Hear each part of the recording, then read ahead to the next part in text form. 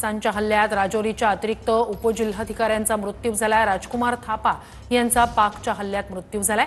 राजकुमार थापा राजौरीमध्ये शासकीय निवासस्थानी थांबले होते। पाकिस्तानी तोफगोळ्यांच्या माऱ्यात त्यांचा मृत्यू झालाय।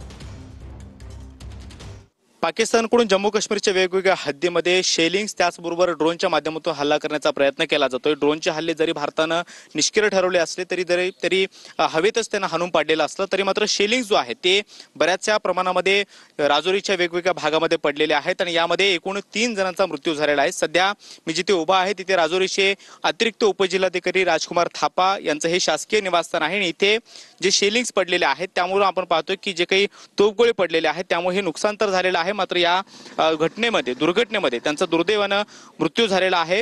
राजकुमार थापा हे राजौरीचे अतिरिक्त उपजिल्हाधिकारी म्हणून काम पाहत होते। मागच्या काही दिवसापासून ते या सगळ्यामध्ये सक्रिय होते, शासकीय यंत्रणाचं काम पाहत होते आणि कालच्या झालेल्या एका महत्त्वपूर्ण बैठकीमध्ये सुद्धा ते सहभागी झालेले होते। मात्र रात्री हे जे त्यांचं शासकीय निवासस्थान आहे इथे या शासकीय निवासस्थानाच्या भिंतीवरती आपण पाहतोय की ज्या तोफगोळ्यांचा मारा झालेला आहे त्यामुळे अनेक खड्डे जे आहेत ते भिंतीला पडलेले आहेत, त्याचे छर्रे जे आहेत ते सुद्धा लागलेले आहेत आणि त्याच्या बाजूलाच आपण पाहतोय ही त्यांची शासकीय गाडी जी आहे जी अंबरदिव्याची आहे ती सुद्धा आपल्याला पाहायला मिळते आहे।